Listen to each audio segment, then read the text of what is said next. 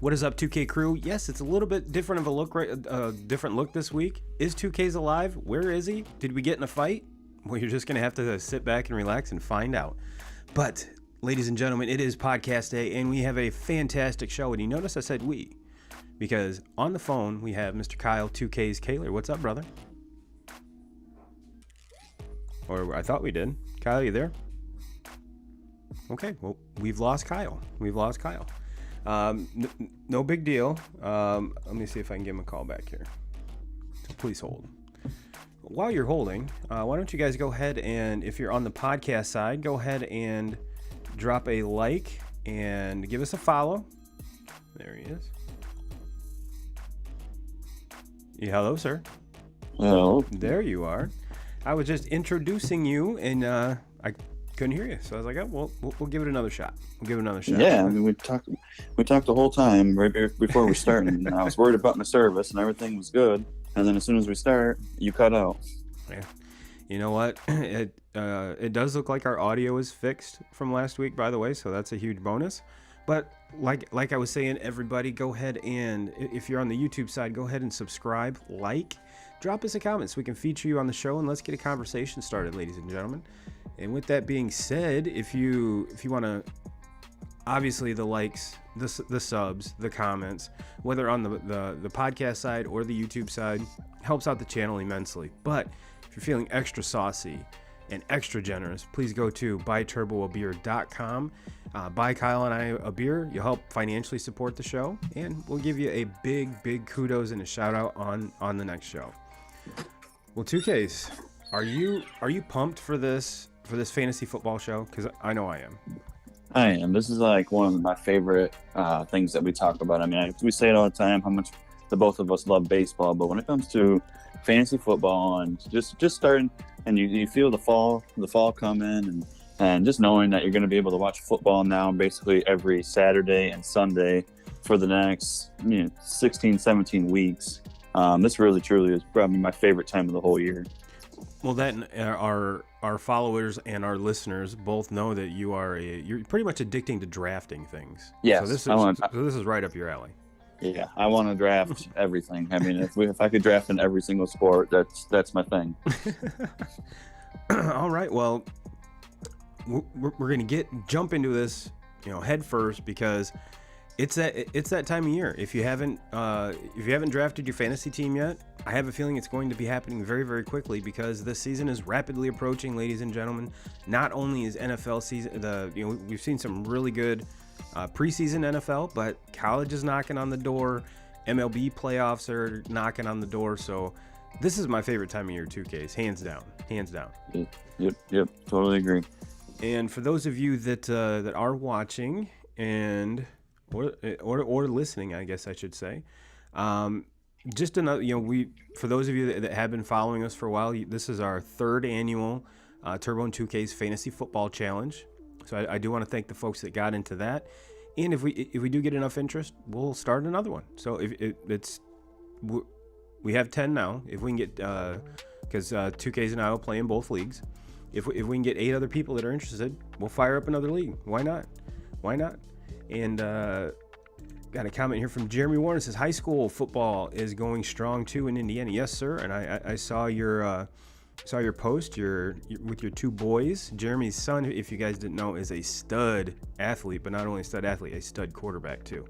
So keep an eye on, I believe his name is Derek LeBron. So keep an eye out for that name, because I have a feeling you're going to be hearing it, because like I said, that kid's a stud.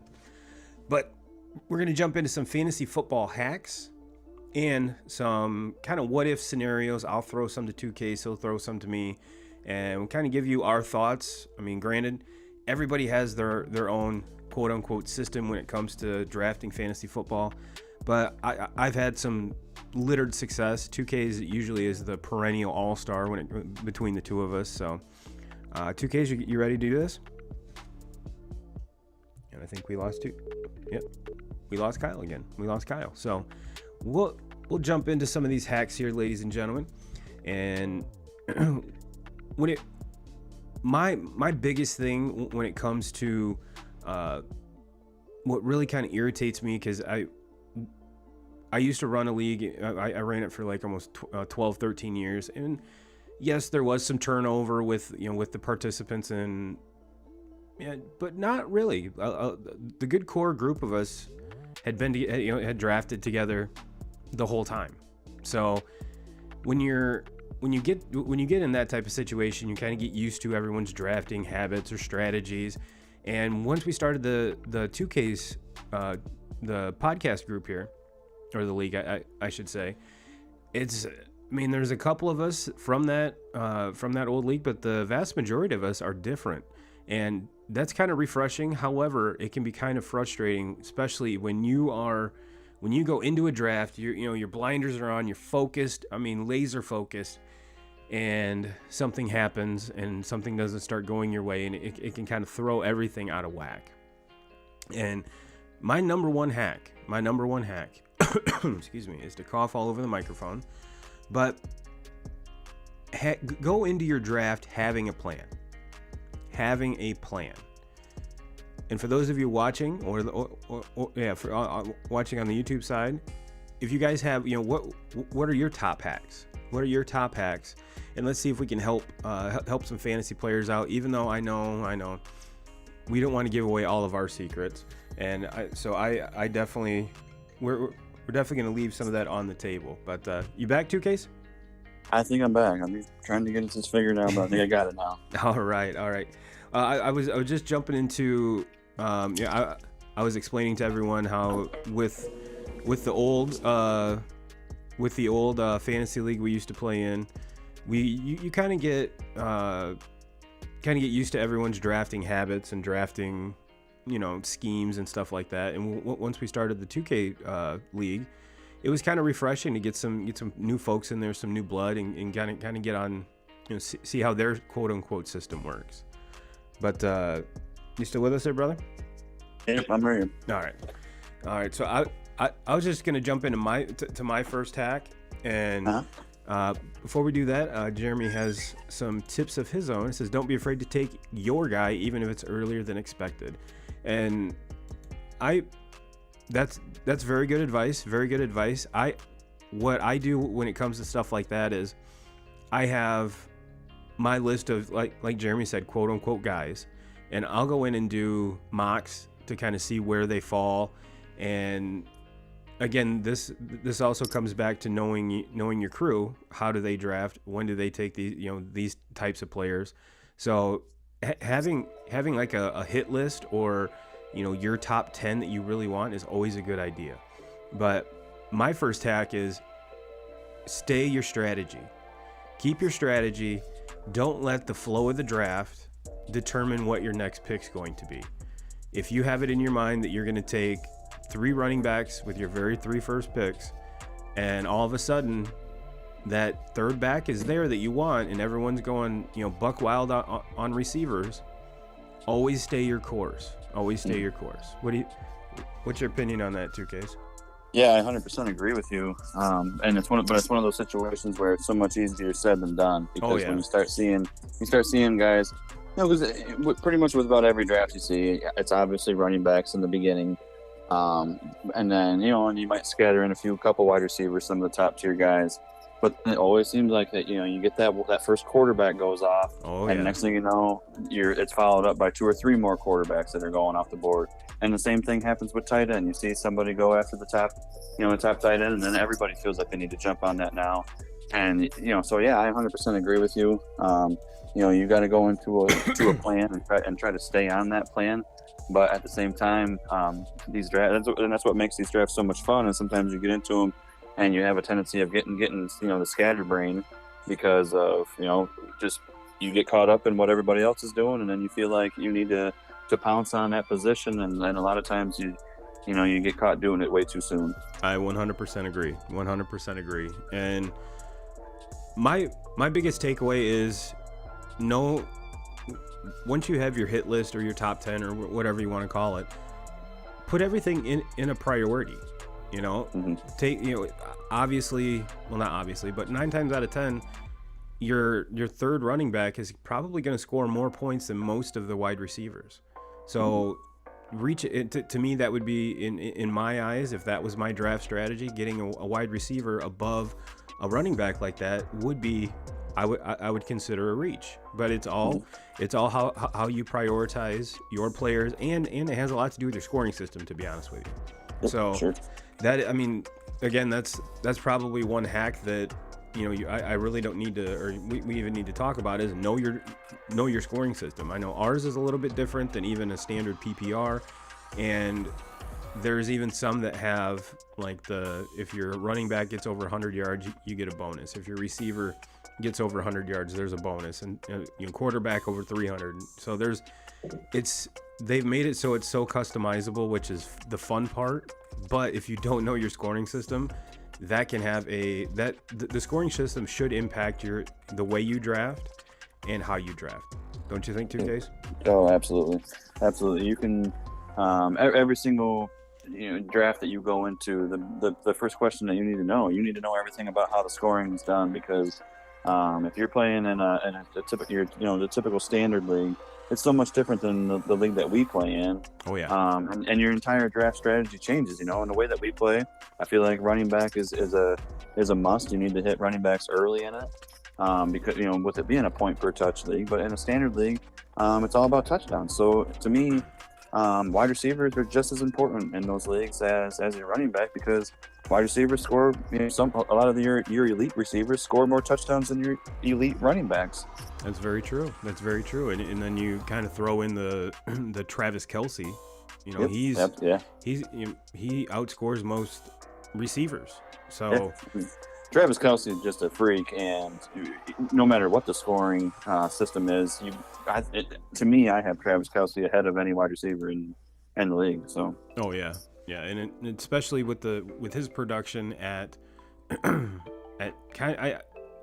to me, tight end isn't like a quote unquote premium position like your running back, quarterback, receiver. So to have someone that can put up points like that is it's very, very valuable. And again, one of those draft strategies that I highly recommend you go into your draft with is, if Kelce's on the board, where do you take him? And that's, again, what's your scoring system? How does everything work when it comes to your league? So, but yeah, that's my first hack. 2Ks. What's a hack you can give the folks? I say, and you guys, people that have listened to us consistently, they probably have heard me say this a lot when it comes to the way that I look at going into these drafts, is you have to try to steer away from the big gaudy numbers. I mean, for instance, you look at some of the big games for Kyler Murray last year as a quarterback. Yeah, he had huge games, but then all of a sudden they would follow it up with a game where he just didn't do much at all. And then you look at some of the wide receivers out there that would just go off and have huge games, but then they might follow it up with 2-3 weeks of only getting 2 or 3 catches for 30-40 yards and just not doing anything for you. And so to me, I try to steer away from those big play guys, and I try to go at guys that are consistent, guys that are going to be high volume guys. Going to touch the ball a lot, have a lot of opportunities to score touchdowns, opportunities to get carries, get completions, receptions, anything. That's what I always look at. It's just the consistent side of it, because it's nice to see like the guys go off, especially like in our leagues, where you do get a point for every touch, or you do get a point for every single completion as a quarterback. And it's nice to see those guys, when you see your quarterback gets you 85, 90 points. Yeah. That's nice to see, but that shit's not going to happen, every single week. It's a very good chance it's going to happen that one time, and then it's going to be followed up the next week, and they're going to have a measly 40-point game or something as your quarterback. And so you want to try to look for the guy that can consistently get you, that number and be towards the top every single week. And to me, consistency is what wins leagues. I couldn't agree more.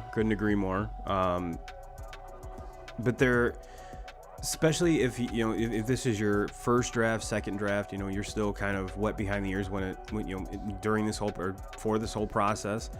A lot of folks do get caught up in those gaudy numbers. They go, oh sure. I mean,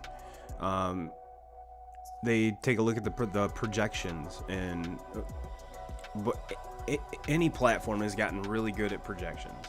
And are they always 100% true? No, but they've gotten a lot better over the last 10 years. I can if that I can almost 100% say with clarity that's happened.